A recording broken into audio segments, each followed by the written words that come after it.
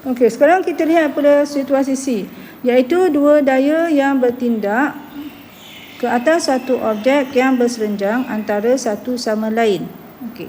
Jadi sebagai contoh, kita katakan ada ini objek, okey, kita kenakan satu daya F1.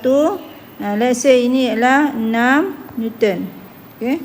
Kemudian daya F2 ni katakan ialah 8 Newton. Jadi daya 8 Newton dengan 6 Newton ni dia bertindak ke atas objek secara berserenjang. Okay. Jadi kalau kita nak dapatkan daya paduan dia, okay, so kita akan lukiskan segi empat selari. Okay, ini kita dah belajar dahulu masa matematik tambahan. Okay. Segi empat selari.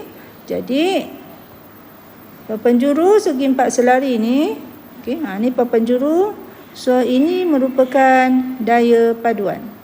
So inilah daya paduan. Jadi kalau kita nak dapatkan daya paduan ini, kita akan menggunakan teorem Pythagoras. Okey, sini F Jadi F sama dengan square root 6 kuasa 2 tambah 8 kuasa 2. Okay. So tekan kalkulator, kita akan dapat 10 Newton. Okay. Maka arahnya pula, arah dari segi daya paduan itu katakan ni theta. So arahnya theta ialah, okay, jadi so sini ialah F2. Okay.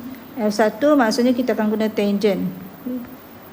So tangent theta sama dengan F2 per F1. Okay. So F2 ialah 8, F1 ialah 6. So kita akan dapat 8 per 6. Okey, kita akan dapat tekan kalkulator. Okey.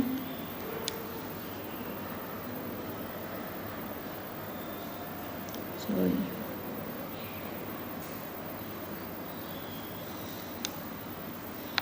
Kita akan dapat 1.333. Okey, 1.3. So kamu boleh tekan shift tangent, kita akan dapat sudutnya sama dengan berapa?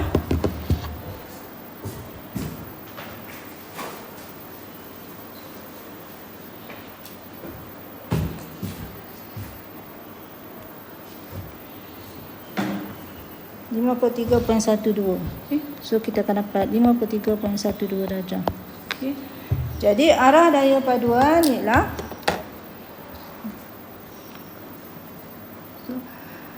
so daya paduan sama dengan 10 Newton dalam arah 53.12 darjah dari daya 6 Newton. Okey, dari daya 6 Newton ataupun daripada paksi ufuk. Okey, dari daya 6 Newton ataupun kita guna yang ini dari paksi mengufuk, dari paksi mengufuk. Okey, itu ialah bagaimana kita nak dapatkan daya paduan, okey, yang berserenjang antara satu sama lain. Okey. So sekarang kita lihat yang keempat, situasi yang keempat. Okay, situasi yang keempat, dua daya yang bertindak ke atas suatu objek yang tidak berserenjang antara satu sama lain. Okey.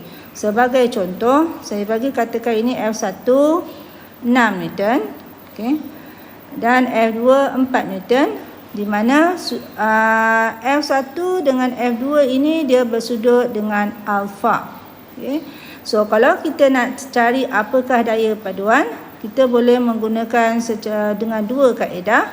Pertama, kita menggunakan kaedah segi tiga daya, dan yang kedua kita akan menggunakan kaedah segi empat selari. Okay. Kaedah segi empat selari daya. Okey, so bila kita nak menggunakan nak menentukan daya paduan dengan kaedah segi tiga daya secara berskala, okey. Pertama kita kena pilih skala dahulu. Okey.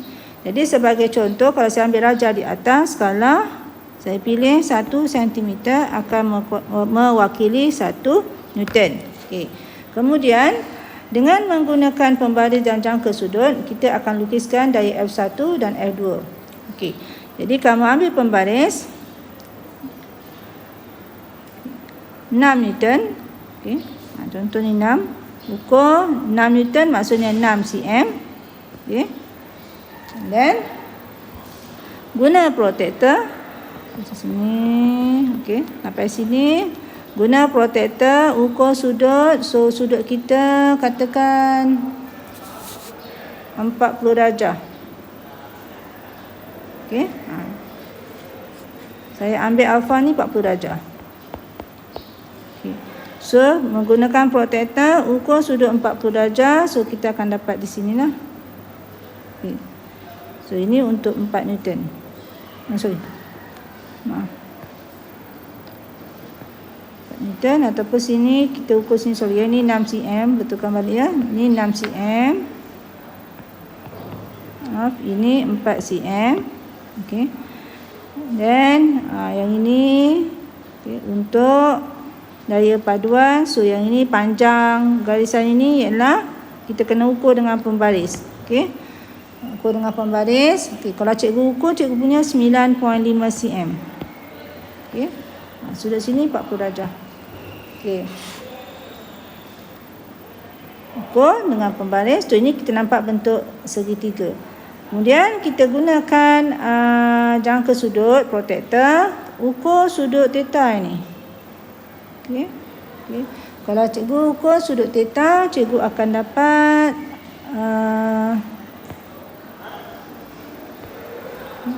sini sudutnya adalah 17 darjah. Okey, 17 darjah. Okey. Jadi kita punya daya paduan ialah sama dengan, okey, tadi kita guna skala 1 cm mewakili 1 Newton. So maksudnya kalau dia 9.5 cm, kita akan darab 1 Newton. So kita akan dapat 9.5 Newton. Okey. Manakala arah daya paduan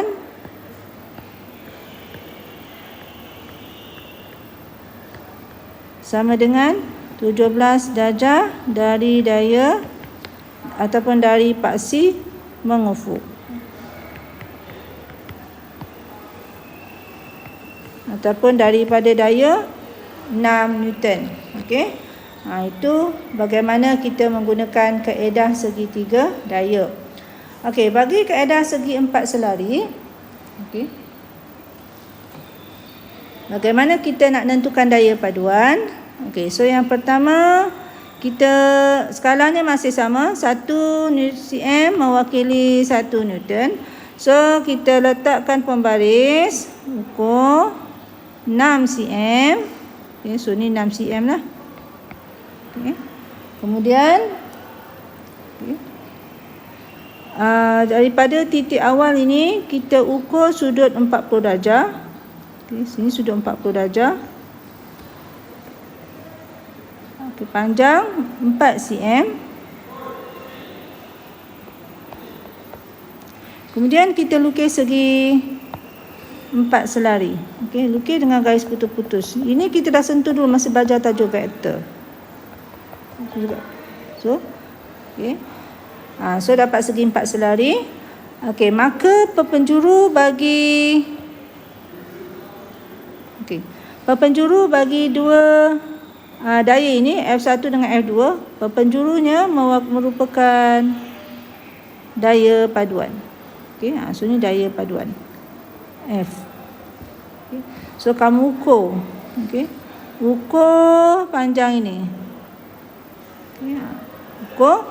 So kita akan dapat 9.5 cm.